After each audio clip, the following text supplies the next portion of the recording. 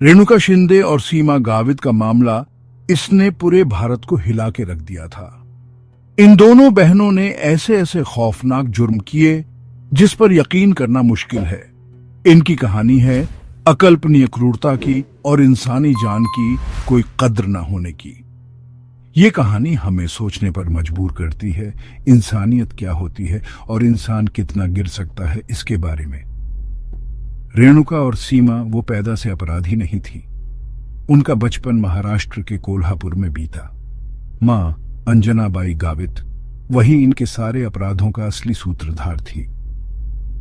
छोटी उम्र से ही उसने अपने बच्चों को जेबकतरी सिखाई और देखते ही देखते छोटी मोटी चोरियां बढ़ते बढ़ते संगीन जुर्म में बदल गई।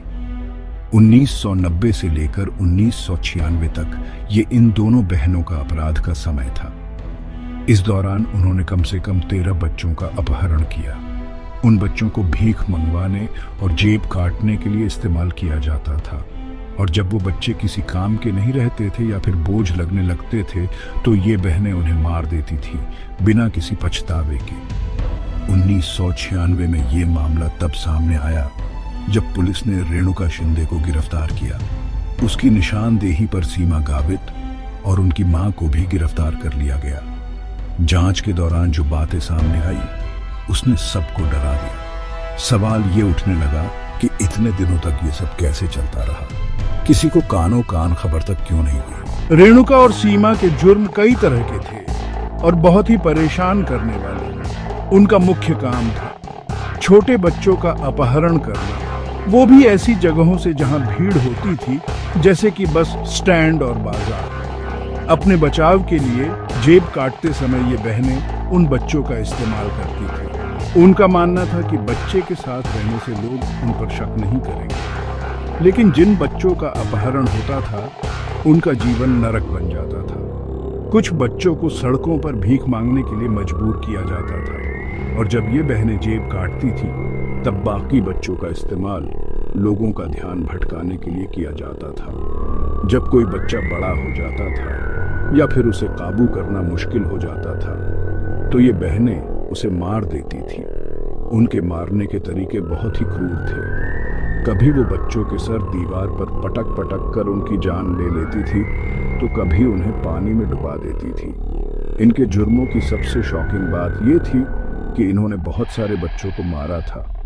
हालांकि उन्हें सिर्फ 5 बच्चों की हत्या का दोषी पाया गया था, लेकिन ऐसा माना जाता है कि उन्होंने और भी कई बच्चों को मारा था, लेकिन असल संख्या आज तक किसी को नहीं पता। हैरानी की बात यह है कि इन बहनों ने अपने किए पर जरा भी पछतावा नहीं दिखाया। 1996 में जब रेणुका शिंदे को गिरफ्तार किया गया तो एक बहुत ही पेचीदा कानूनी प्रक्रिया शुरू हुई। ये मामला कई मायनों में अनोखा था। इसमें अलग अलग जगहों पर कई हत्याएं शामिल थीं। इस वजह से जांच करना और मुकदमा चलाना बहुत मुश्किल हो गया था। पुलिस को अलग अलग जगहों से सबूतों को जोड़ना पड़ा। केस के दौरान बहनों की मानसिक स्थिति एक अहम मुद्दा बन गई। 2001 में कोल्हापुर की सत्र न्यायालय ने अपना फैसला सुनाया। रेणुका शिंदे और सीमा गावित को कम से कम 5 बच्चों के अपहरण और हत्या का दोषी पाया गया। अदालत ने उन्हें मौत की सजा सुनाई। यह फैसला अभूतपूर्व था। आजादी के बाद मौत की सजा पाने वाली वे भारत की पहली महिला बनी। बहनों ने बॉम्बे हाईकोर्ट में इस फैसले के खिलाफ अपील की। हालांकि 2004 में हाईकोर्ट ने मौत की सजा को बरकरार रखा। रेणुका शिंदे और सीमा गावित का मामला भारतीय इतिहास के सबसे परेशान करने वाले आपराधिक मामलों में से एक है। ये मानवीय क्रूरता की गहराई की एक गंभीर याद दिलाता है। साथ ही यह जटिल और भयावह अपराधों से निपटने में न्याय व्यवस्था के लचीलेपन को उजागर करता है।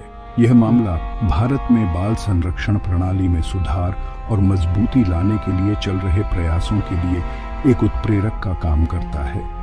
जैसे ही हम इस मामले पर विचार करते हैं, हमें खोए हुए निर्दोष जीवन को याद रखना चाहिए। जो बच्चे रेणुका और सीमा के अपराधों का शिकार हुए, उन्हें नहीं भुलाया जाना चाहिए। उनकी कहानियों को हमें सभी बच्चों के लिए एक सुरक्षित समाज बनाने के लिए प्रेरित करना चाहिए। रेणुका शिंदे और सीमा गावित का मामला आने वाले वर्षों तक अध्ययन, बहस और प्रतिबिंब का विषय बना रहेगा।